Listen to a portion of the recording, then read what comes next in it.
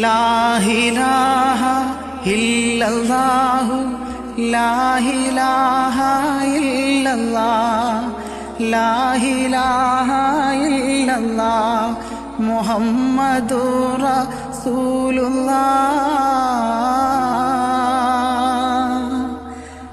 ஆற்றலாய பைதலே ஆரம்ப பொன்னோமலே ஆசையேகும் ஆம்பலே அல்லாஹ் தന്ന காதலே ஆற்றலாய பைதலே ஆரம்ப பொன்னோமலே ஆசையேகும் ஆம்பலே அல்லாஹ் தന്ന காதலே.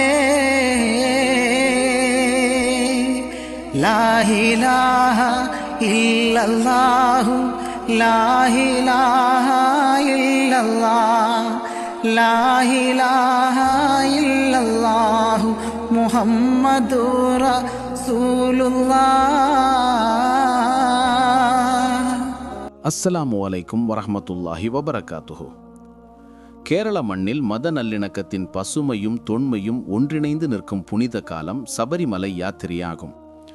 இந்தியாவில் வேறு எங்கும் காணாத வகையில் வெவ்வேறு நம்பிக்கை நீரோட்டங்கள் ஒரு ஐயப்ப பக்தரின் வாழ்க்கை பயணத்தில் ஒன்றிணையும் இந்த மண்டல காலத்தின் போது ஆயிரக்கணக்கான சுவாமிமார்கள் கருப்பு உடை அணிந்து மனதையும் உடலையும் தூய்மைப்படுத்தி தத்துவமசி என்ற மகா உண்மையை தேடி பயணம் செய்கின்றனர். இந்த புனித விரத அனுஷ்டான நாட்களில் உலகின் கவனம் முழுமையும் சபரிமலை மீது திரும்பும்போது அங்கிருந்து எழும் ஒரு காட்சி உள்ளது. அது காலத்தின் மத ஒற்றுமைக்கான வலுவான செய்தியாகும். மலையிலிருந்து இறங்கும் பாதையில் சுத்தமான ஆடை அணிந்து 41 நாட்கள் விரதம் முடித்து வரும் ஒரு சுவாமி தனது மொபைல் கேமராவை ஆன் செய்து அமைதியாக அமர்ந்திருக்கிறார். சுற்றியுள்ள சத்தங்களிலிருந்தும் கூட்டத்திலிருந்தும் சற்று விலகி அந்த சுவாமி தனது உள்ளே இருக்கும் பக்தியின் உணர்வை வெளிப்படுத்த தயாராகிறார். அந்த விரத சுத்தத்தின் தருணத்தில் அவர் மற்ற எல்லா சிந்தனைகளையும் ஒதுக்கி வைத்துவிட்டு தான் சந்தித்த ஒரு புண்ணியம் நிறைந்த அப்பாவையோ அல்லது உலகிற்கு அமைதி வழங்க பிரார்த்திக்கும் ஒரு அம்மாவையோ நினைத்திருக்கலாம். ஏனென்றால் அந்த சுவாமி தனது மொபைலில் பதிவு செய்ய தொடங்குவது உலகை படைத்த இரட்சகனான அல்லாவை பற்றிய ஒரு மிக அழகான பாடலாகும். ஏகனானவன், கருணையாளன், எல்லாவற்றுக்கும் மேலான சக்தி கொண்டவன் என்று தொடங்கும் அந்த கீர்த்தனை சபரிமலையின் வரலாற்று மத சமன்வயத்தை, அதாவது ஸ்ரீ ஐயப்பனின் அன்பு தோழரான வாபர் சுவாமியின் பிரசன்னத்தைப் போல நினைவூட்டி அந்த பாதையில் உள்ள ஒவ்வொரு யாத்ரீகரின் காதுகளிலும் பாய்கிறது. அவரது கண்களின் ஒளியும் குரலின் பக்தியும் அந்த பாடலை வெறும் ஆலாபனையாக மட்டும் மாற்றுவதில்லை. அது நம்பிக்கைகளுக்கு அப்பாலுள்ள ஒரே ஒரு சத்தியத்தை சுட்டிக்காட்டும் ஆன்மீக அழைப்பாக மாறுகிறது.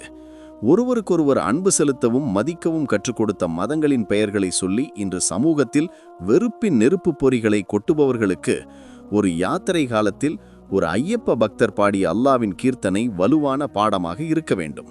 ஏனென்றால் சர்வ வல்லமையுள்ள இறைவன் போதித்தது அன்பை, கருணையை, மனிதர்களின் ஒற்றுமையை, இந்த பூமியில் வாழும் அனைவரையும் தனது படைப்புகளாக காணும் விவேகத்தை. எனவே இந்த காணொளியை காணும் ஒவ்வொரு சகோதரனும் சகோதரியும் இந்த அன்பின் பாதையை பின்பற்றி வெறுப்பின் எல்லைகளை உடைத்தெறிந்து சத்தியத்தின் மற்றும் அன்பின் தூதுவர்களாக மாறட்டும். அத்தகைய ஆயிரம் நல்ல மனங்கள் இந்த உலகில் உருவாகவும் அனைவருக்கும் சாந்தியும் சமாதானமும் கிடைக்கவும் நமது அம்மாக்களுக்கும் அப்பாவுக்கும் மகிழ்ச்சியுடன் வாழ ஒரு நல்ல நாளை வேண்டியும் நாம் துவா செய்வோம். ஆமீன். அஸ்ஸலாமு அலைக்கும் வரஹ்மத்துல்லாஹி வபரகாத்துஹு.